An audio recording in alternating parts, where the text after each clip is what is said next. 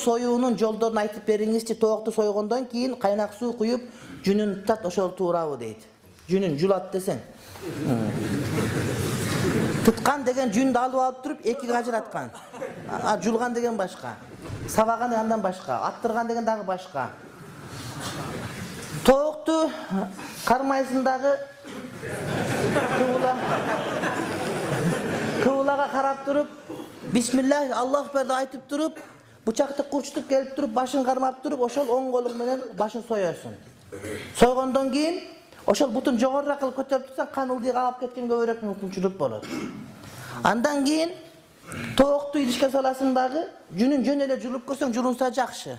Анан бирок спортсмен тоок болуп жүнү жулуш кыйыныраак болсо, 50 градуска чейинки кайнаган сууну андан көп эмес.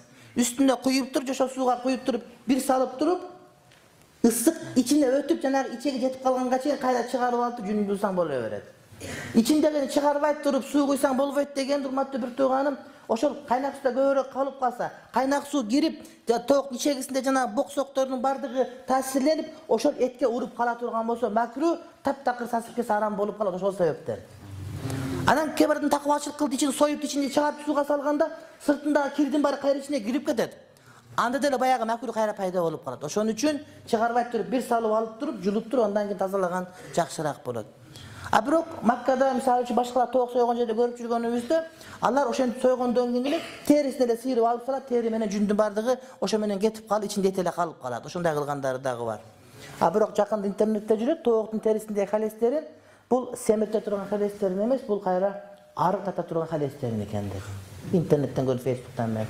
Холестерин экиге бөлүнөт экен. Семирте турган жана тата турган. Доктурдан ушундай болот холестерин, же кандай билбедим.